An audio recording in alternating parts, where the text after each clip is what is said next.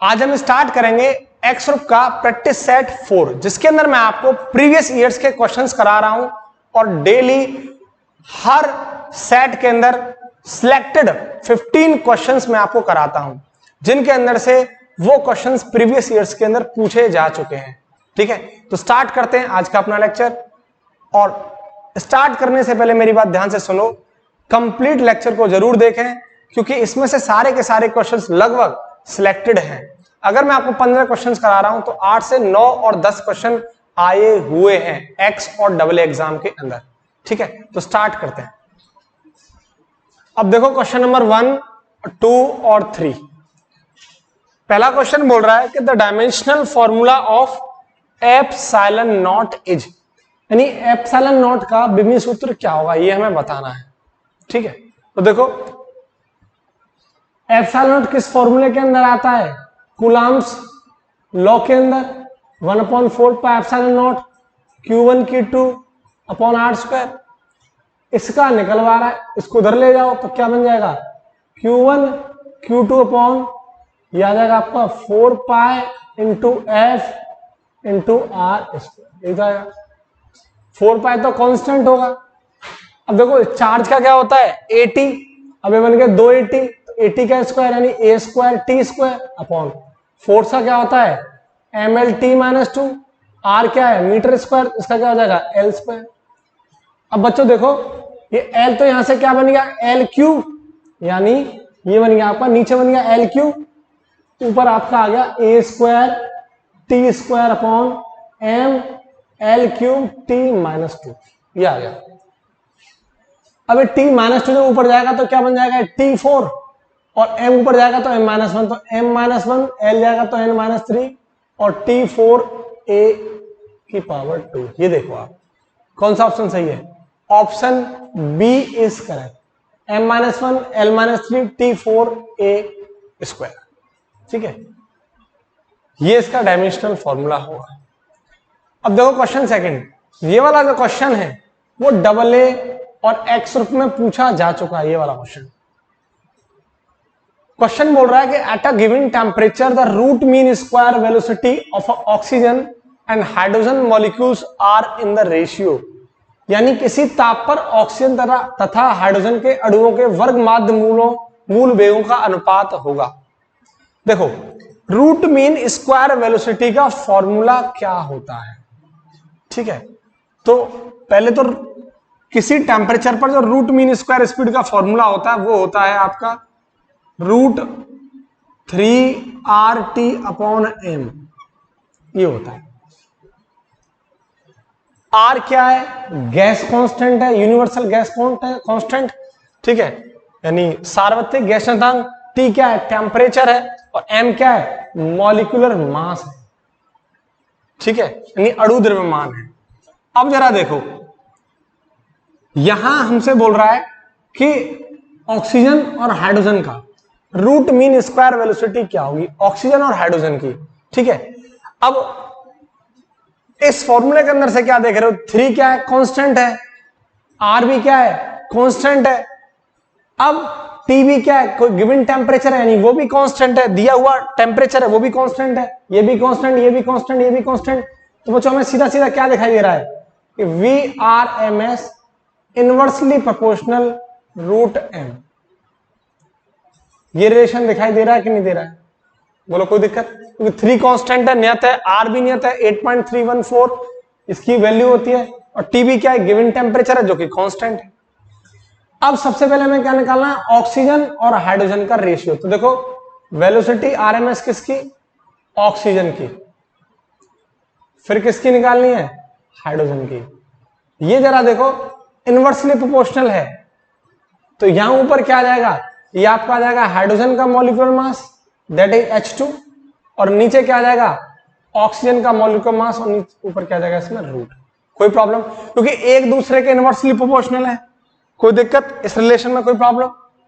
ठीक है, अब जरा देखो हाइड्रोजन का जो मॉलिक्यूलर मास होता है, अणु द्रव्यमान होता है, वो कितना होता है, एक हाइड्रोजन का 1, और ये है 2 हाइड्रोजन, तो इसका कितना हो जाएगा 2।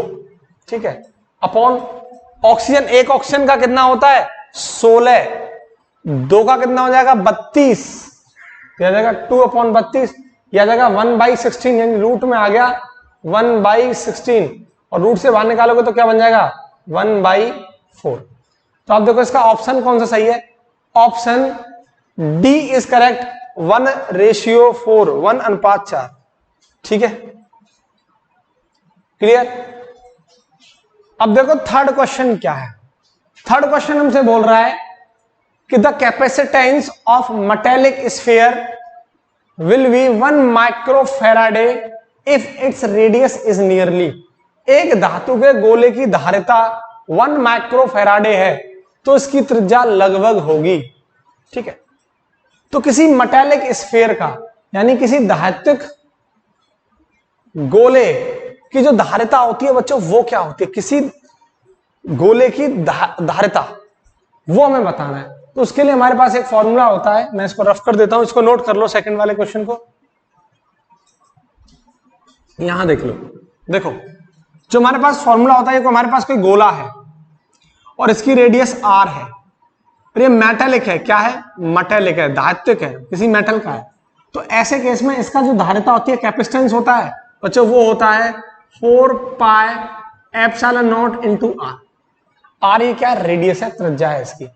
हमें क्या निकलवा रहा है, ये रेडियस निकलवा रहा है r, ये तो निकलवा रहा है। तो r क्या हो जाएगा c/4πε0। क्लियर है। अब कैपेसिटेंस कितना दे रखा है 1 माइक्रोफैराडे। तो बच्चों देखो ये क्या हो जाएगा 1 माइक्रोफैराडे का मतलब हो जाएगा 1 × 10⁻⁻⁶ फैराडे अपॉन 1/4πε0। अब हमें पता है कि 1/4πε0 की वैल्यू कितनी होती है 9 × 10⁹। ठीक है, अब जरा देखो इस 1/4πε0 बन जाएगा तो क्या आ जाएगी इसकी वैल्यू 10⁻⁻⁶ × 9 × 10⁻9। तो देखो इसको जब आप सॉल्व करोगे तो आ जाएगा 9 × 10⁻3, यानी लगभग आ जाएगा 9000 metre, that is 9 kilometre. Option में देखें आपको तो किलोमीटर में दे रखा है, यह आ जाएगा 9000 मीटर, क्योंकि रेडियस हमने किस में लेनी है मीटर में, लेकिन ऑप्शन किस में आपको दे रखे किलोमीटर में। तो उसको कन्वर्ट कर दोगे आप तो कितना निकल के आ जाएगी 9 kilometre. Option A is correct, कोई प्रॉब्लम। ठीक है, ये क्वेश्चन बहुत सटीक क्वेश्चन था, इसी टाइप के भी क्वेश्चन बन चुके हैं एयरफोर्स एक्स ग्रुप के अंदर।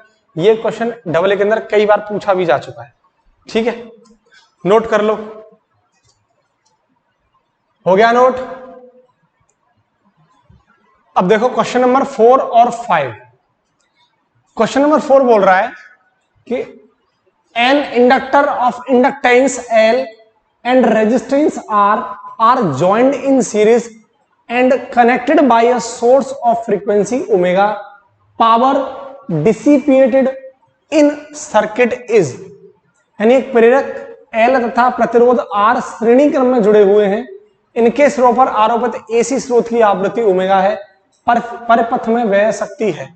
मतलब ये है, ये इंडक्टर है, ठीक है, ये इंडक्टर है और ये रेजिस्टेंस है, दोनों किस में कनेक्टेड है सीरीज में, और AC सोर्स से कनेक्टेड है। ये आपका क्या है AC सोर्स। अब ये बोल रहा है कि इसके अंदर से कितना, इस सर्किट के अंदर से कितना पावर डिसिपेट होगी, खर्च होगी, पावर कितनी व्यय होगी, कितनी खर्च होगी, वो आपको बताना है। तो डिसिपेट पावर का जो बच्चों फॉर्मूला होता है, ये AC का क्वेश्चन है, डिसिपेट पावर का जो फॉर्मूला होता है वो होता है VI cos of phi। VI cos phi ये डिसिपेट पावर का यानी व्यय शक्ति का फॉर्मूला होता है, P बराबर VI cos phi। अब जरा देखो I जो होता है बच्चों वो होता है that is V upon Z। Z क्या होता है इंपीडेंस, और cos phi क्या होता है R अपॉन Z। ये बात पता होंगी, cos phi की वैल्यू कितनी होती है that is R upon Z, और I की कितनी होती है V अपॉन Z। तो क्या बन गया, ये बन गया V square R upon Z square. अब Z यानी इंपीडेंस की वैल्यू क्या होती है, Z की वैल्यू क्या होती है बच्चों, Z की वैल्यू होती है रूट, इसकी होती है root R square plus omega L का होल स्क्वायर। ओमेगा एल का होल स्क्वायर। तो ये यहां जेड स्क्वायर लग रहा है तो ये रूट खत्म हो जाएगा, तो क्या बन जाएगा ये V square R upon R square plus omega square L square. ये तुम्हारा डिसिपिएट पावर निकल के आ गई सर्किट के अंदर, that is V square R upon R square plus omega square L square. आपका ऑप्शन है that is B, V square R upon R square plus omega square L square. ठीक है, करो नोट। अब देखो question number 5, the maximum velocity with which a car driver must traverse a flat curve of radius 150 meter and coefficient of friction 0.6 to avoid skidding is। ठीक है, यानी 150 metre त्रिज्या तथा 0.6 घर्षण गुणांक वाले वक्राकार मार्ग को पार करते समय एक कार ड्राइवर को किस अधिकतम चाल से कार को चलाना चाहिए। ठीक है, और आपको स्पीड दे रखी है 60 मीटर पर सेकंड से, 30 मीटर पर सेकंड है, 50 मीटर पर सेकंड से या 25 मीटर पर सेकंड से। बच्चों हमने इसके लिए एक स्पेसिफिक फॉर्मूला पढ़ रखा है कि सेफ स्पीड जो होती है वो कितनी होती है। जब किसी आप ट्रेवर्स फ्लैट पर या मैं बोलूं वक्राकार पाथ पर अगर आप गाड़ी को मोड़ रहे, जो हाईवे होते हैं बड़े बड़े हाईवे जो गोलाकार होते हैं ऐसे करके गाड़ी मुड़ती है, या बारिश के टाइम पर जब हम गाड़ी को मोड़ते हैं उस वक्राकार पथ से, तब गाड़ी जो है वो फिसले नहीं, स्किड ना हो, उस केस में उसकी स्पीड क्या रखनी होती है। तो सेफ स्पीड का एक फॉर्मूला होता है, ये जो वी है ना इसे बोलते हैं हम सेफ स्पीड, सुरक्षित चाल। इसका फॉर्मूला होता है रूट म्यू आर जी। इसे क्या बोलते हैं हम, सेफ स्पीड यानी सुरक्षित चाल। अब म्यू आपको दे रखा है सवाल के अंदर, ये कोफिशिएंट ऑफ फ्रिक्शन है, घर्षण गुणांक दैट इज 0.6, रेडियस आपको दे रखी है 150 मीटर। ठीक है, और जी की वैल्यू आप ले लो 9.8 या 10 ले लो, आप यहाँ 10 ले लो, इसके अंदर कोई प्रॉब्लम नहीं है, 10 ले लो आप। ये बन गया 1500, और 1500 गुणा 0.6 में करेंगे तो कितना आ जाएगा,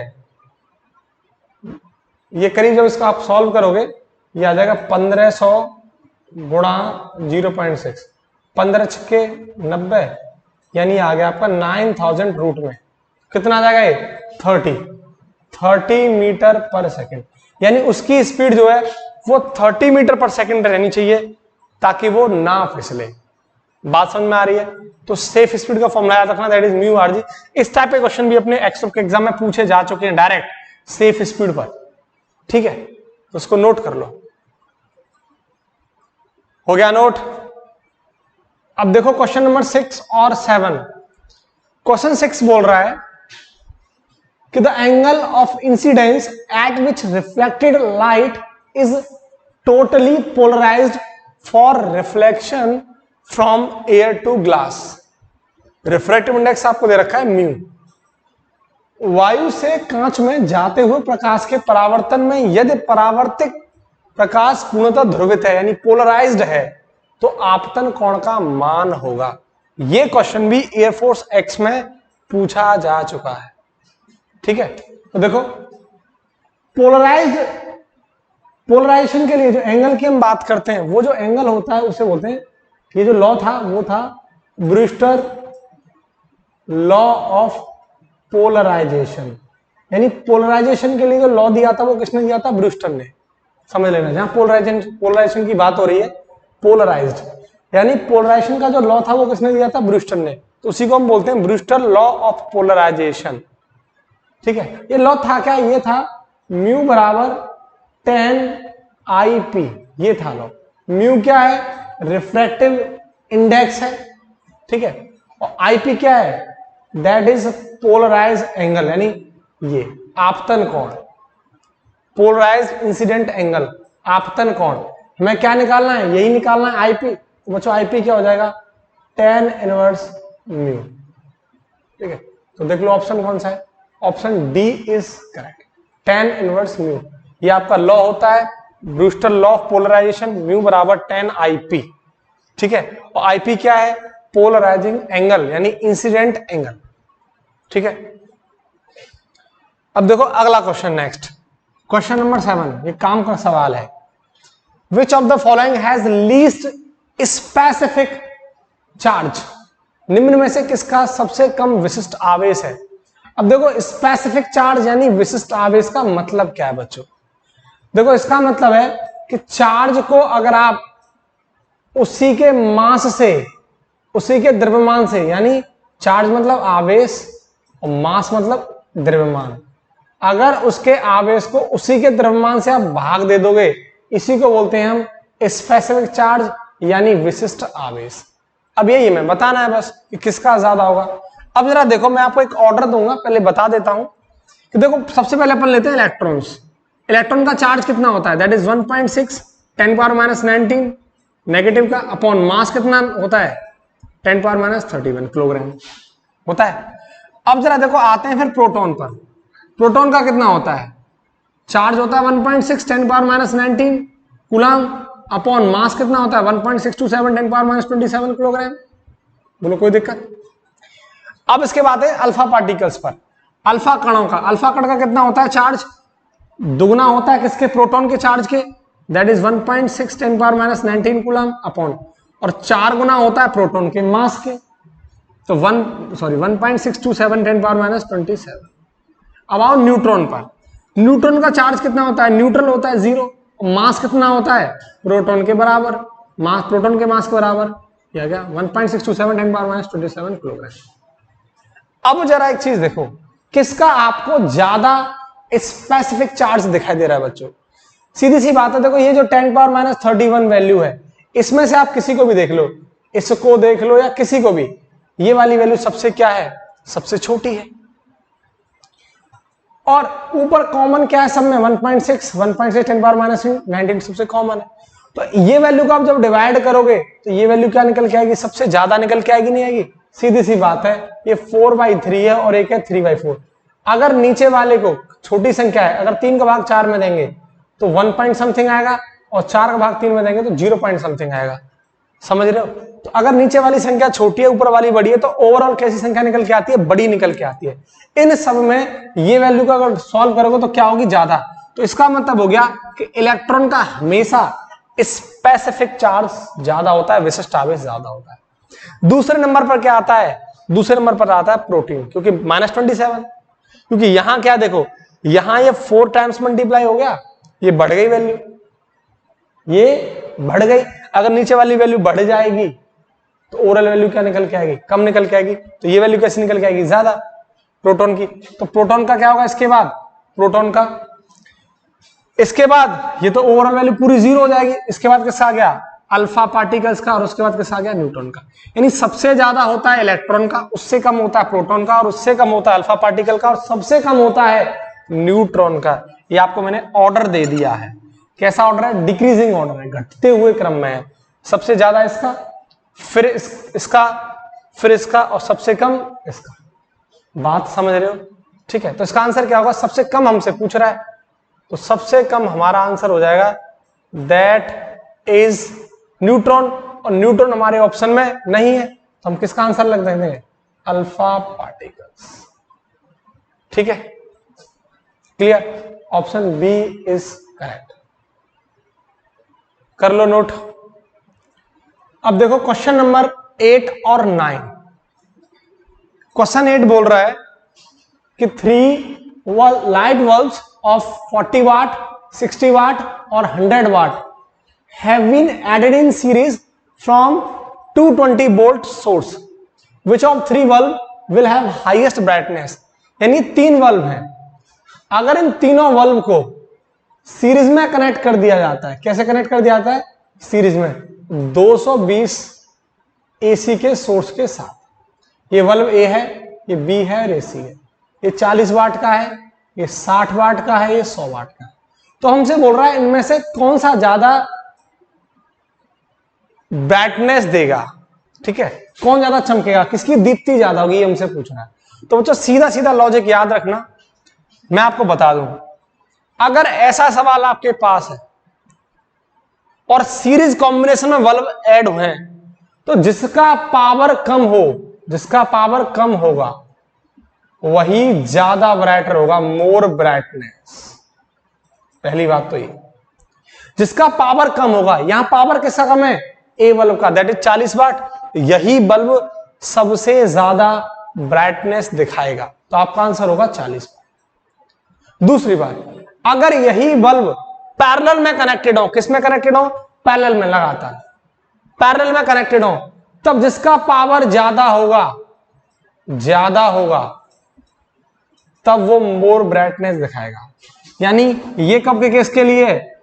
पैरेलल यानी समांतर के लिए। ये कब के लिए? सीरीज, श्रेणी में जुड़े हों।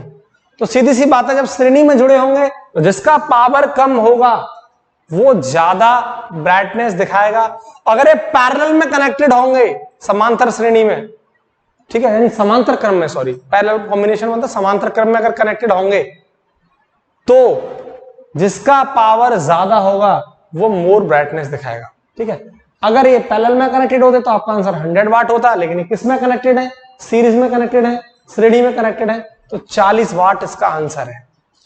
इतनी बात क्लियर है? ठीक है, अब देखो next question, question number 9। Question बोल रहा है कि at stopping potential the photoelectric current becomes, यानी निरोधी विभव पर प्रकाश वैद्युत धारा होगी। ठीक है, तो उसको मैं रफ कर दूं थोड़ा सा। बच्चों, जो स्टॉपिंग पोटेंशियल है, जिसको हम हिंदी में निरोधी विभव कहते हैं, इसी को हम स्टॉपिंग पोटेंशियल को ही हम कट ऑफ वोल्टेज के नाम से भी जानते हैं। कट ऑफ वोल्टेज बोल दो या स्टॉपिंग पोटेंशियल। ये होता क्या है बच्चों? स्टॉपिंग पोटेंशियल या कट ऑफ वोल्टेज होता है, जैसे हमारे पास मेटल की कोई सरफेस है, ये मेटल की कोई सतह है, मेटेलिक सरफेस है, धात्विक सतह है, और यहां से इलेक्ट्रॉन निकल रहे हैं। क्या निकल रहे हैं? यहां से इलेक्ट्रॉन निकल रहे हैं, इलेक्ट्रॉन्स निकल रहे हैं सरफेस से। इलेक्ट्रॉन्स कब निकल रहे होंगे? इस पर जब लाइट डाली जा रही होगी। क्या डाली जा रही होगी इस पर? जब इस पर लाइट डाली जा रही होगी इस मेटल की शीट पर, मेटल की सरफेस पर, तो यहां से क्या निकल रहे होंगे? इलेक्ट्रॉन्स निकल रहे होंगे। ये लाइट इस पर आ रही है, यहां से क्या निकल रहे हैं? इलेक्ट्रॉन्स निकल रहे हैं। इन इलेक्ट्रॉन्स को रोकने के लिए, ताकि इलेक्ट्रॉन्स ना निकलें, तो हम इसको कट ऑफ वोल्टेज प्रोवाइड करते हैं, यानी स्टॉपिंग पोटेंशियल प्रोवाइड करते हैं, तो विरोधी विभव प्रोवाइड करते हैं। तो ऐसा पोटेंशियल जब उस मेटल शीट पर लाइट डाली जाए और उससे इलेक्ट्रॉन जो निकल रहे हैं उनको रोका जाए ताकि वो इलेक्ट्रॉन ना निकलें, ऐसे पोटेंशियल को हम बोलते हैं स्टॉपिंग पोटेंशियल या कट ऑफ वोल्टेज। इतनी बात क्लियर है? अब जरा देखो, पोटेंशियल जीरो हो गया, यानी पोटेंशियल आप जीरो कर दोगे तो यहां से कोई भी इलेक्ट्रॉन्स नहीं निकलेगा, तो जो स्टॉपिंग पोटेंशियल और कट ऑफ वोल्टेज की वैल्यू होती है वो होती है 0। ठीक है, तो ऐसे केस में बच्चों फोटो इलेक्ट्रिक करंट कितना हो जाएगा? जब वोल्टेज 0 हो जाएगा तो फोटो इलेक्ट्रिक करंट कितना हो जाएगा? 0। तो आपका आंसर कितना होगा? 0। भाई जब वोल्टेज ही 0 हो जाएगा, स्टॉपिंग पोटेंशियल का मतलब क्या है? वोल्टेज 0। अब वोल्टेज ही 0 हो जाएगा तो करंट भी कितना हो जाएगा? 0। इसका फॉर्मूला देख लो, ये होता है काइनेटिक एनर्जी बराबर, ये होता है आपका, यहां लिख देता हूं मैं नीचे, काइनेटिक एनर्जी बराबर EV0, ये होता है। ये काइनेटिक एनर्जी है, गतिज ऊर्जा है ना, इलेक्ट्रॉन की एनर्जी है। ये क्या है? चार्ज ऑफ इलेक्ट्रॉन, इलेक्ट्रॉन का आवेश। ये V0 क्या है? This is cut off voltage, cut off voltage बोल दो या स्टॉपिंग पोटेंशियल, यही है। बात समझ में आ रही है? ठीक है, इस पर न्यूमेरिकल भी बन जाते हैं, इस पर करो नोट। अब देखो क्वेश्चन नंबर 10, 11 और 12। क्वेश्चन नंबर 10 बोल रहा है कि which of the following unit is not a unit of energy, यानी इन चारों के अंदर से कौन सी ऊर्जा का मात्रक नहीं है। ठीक है, देखो जूल आपको पता है एनर्जी की यूनिट होती है, क्लियर है। किलोवाट आवर भी एनर्जी की यूनिट होती है। ठीक है, इलेक्ट्रॉन वोल्ट भी एनर्जी की यूनिट होती है, बट किलोवाट किसकी होती है? देखो पावर की यूनिट क्या होती है? वाट। क्या होती है? वाट। और किलोवाट का मतलब क्या हो गया? 1000 वाट। तो यूनिट किसकी निकल के आ गई? पावर की। तो जो किलोवाट होती है वो किसकी होती है? पावर की यूनिट होती है। किलोवाट आवर एनर्जी की होती है, इलेक्ट्रॉन वोल्ट भी एनर्जी की होती है और जूल भी एनर्जी की होती है। ठीक है, अब देखो question number 11, the absolute temperature of a gas is increase by 4 times, यानी जो परम ताप है गैस का उसको 4 गुना बढ़ा दिया जाए तो root mean square velocity of gas molecules, यानी गैस के अणुओं की चाल होगी, वर्ग माध्यम मूल की चाल होगी। ठीक है, अभी मैंने आपको सवाल कराया था, अभी थोड़ी देर पहले इसका फॉर्मूला भी लिखाया था, VRMS बराबर √3RT अपॉन m।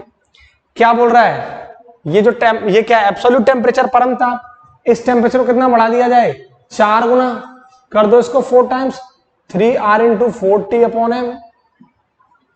4 को बाहर निकालो कितना आ जाएगा, रूट से बाहर निकालोगे 2, 3RT अपॉन m, कितना हो गया, दुगना, 2 टाइम्स। यानी अगर आप टेम्परेचर को, एब्सोल्यूट टेम्परेचर को 4 गुना बढ़ाओगे तो VRMS 2 गुना बढ़ जाएगा। इतनी बातें समझ में आ रही है। अब देखो क्वेश्चन नंबर 12, ये बोल रहा है कि फोटो इलेक्ट्रिक सेल यानी प्रकाश वैद्युत सेल इलेक्ट्रिसिटी को लाइट में बदलता है, यानी वैद्युत को लाइट यानी प्रकाश में बदलता है, या फिर प्रकाश को वैद्युत में बदलता है, या फिर एक्युमुलेट लाइट यानी प्रकाश को संचय कर लेता है, एब्जॉर्ब कर लेता है, एक्युमुलेट कर लेता है, या फिर इलेक्ट्रिसिटी को ये एब्जॉर्ब कर लेता है, एक्युमुलेट कर लेता है, संचय कर लेता है। तो फोटो इलेक्ट्रिक सेल का जो काम होता है बच्चों, उनका काम होता है लाइट को एनर्जी में, इलेक्ट्रिसिटी में कन्वर्ट करना, लाइट को इलेक्ट्रिसिटी में कन्वर्ट करना। जो हमारी सोलर सेल होती है, सोलर सेल, उसके अंदर देखते हो गोल गोल से होते हैं, गोल गोल के निशान होते हैं सोलर सेल के अंदर, वो फोटो इलेक्ट्रिक सेल होते हैं। उनके ऊपर सन की लाइट पड़ती है, वो सोलर सेल पड़ती है लाइट, वो उसको एब्जॉर्ब करते हैं और किस में कन्वर्ट करते हैं, इलेक्ट्रिसिटी के अंदर कन्वर्ट करते हैं। ठीक है, तो यही है फोटो इलेक्ट्रिक का काम, क्या है, लाइट को इलेक्ट्रिसिटी में कन्वर्ट करना।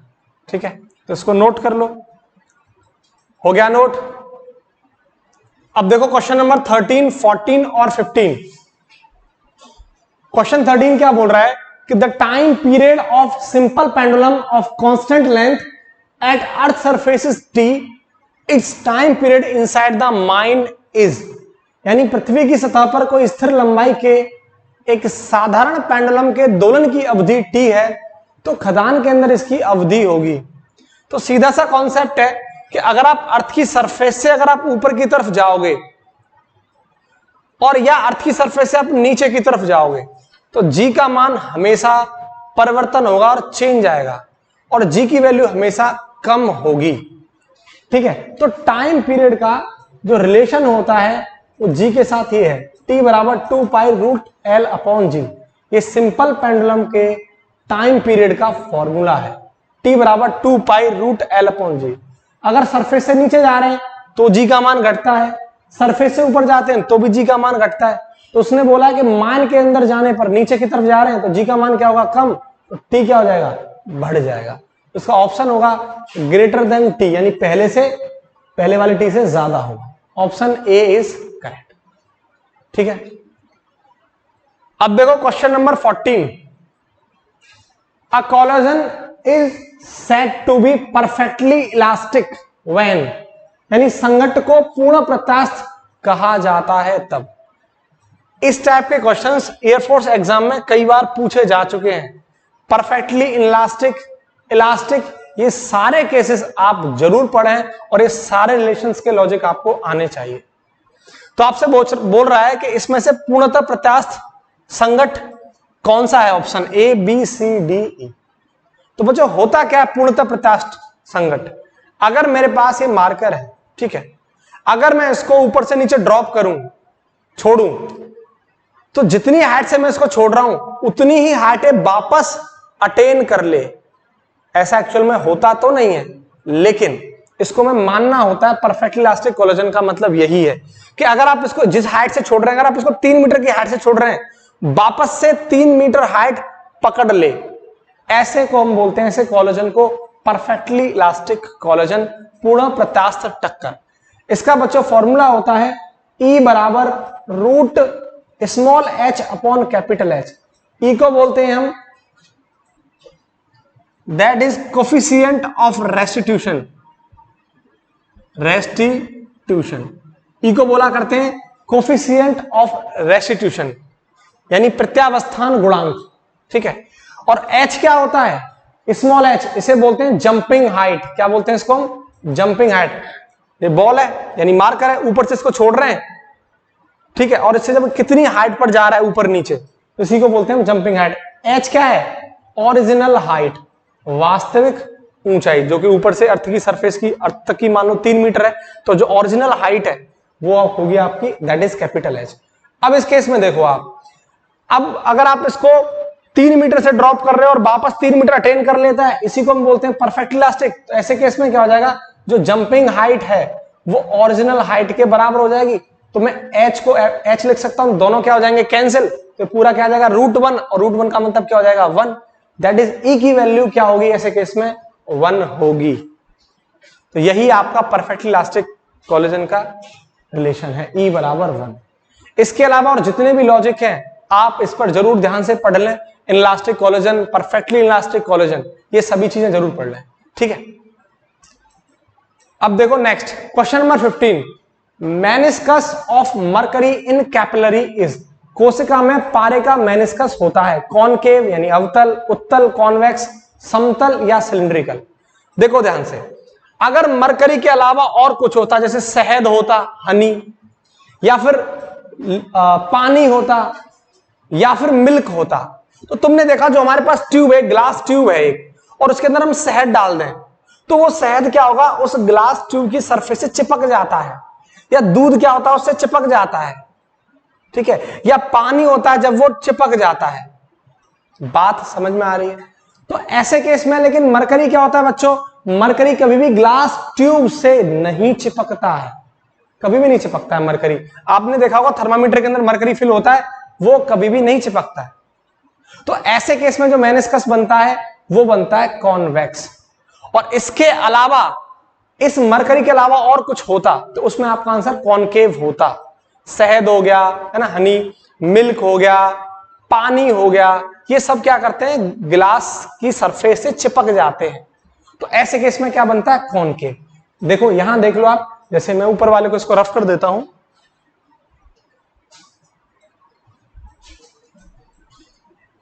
देखो ये मेरे पास ट्यूब है,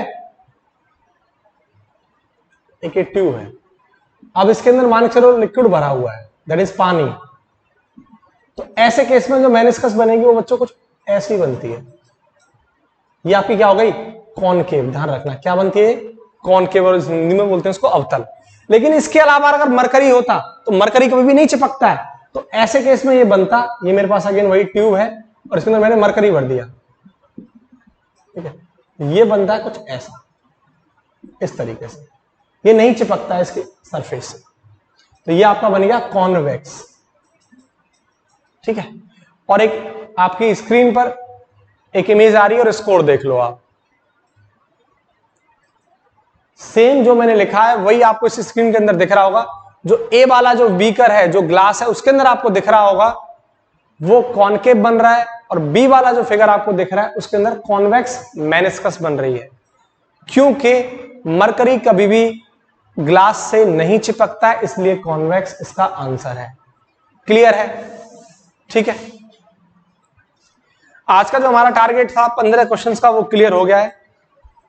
इसके अलावा कल एक और वीडियो जाएगी जिसमें मैं आपको अच्छे अच्छे क्वेश्चंस और कराऊंगा। इसमें बहुत सारे क्वेश्चंस प्रीवियस ईयर्स के हैं। मैं जो सीरीज लेके आ रहा हूं, मैंने स्टार्टिंग में तुमसे बोला था बहुत लगभग 15 में से 8 से 10 क्वेश्चन प्रीवियस ईयर्स के होते हैं, इसलिए हर क्वेश्चन को ध्यान से देखा करो, क्या पता इसमें से कोई क्वेश्चन आपके एग्जाम में आ जाए। ठीक है, तो वीडियो को आप जरूर अपने अच्छे दोस्तों के साथ शेयर करें और वीडियो को लाइक करें और मेहनत करते रहें। इस बार आपका सिलेक्शन होना चाहिए। ठीक है।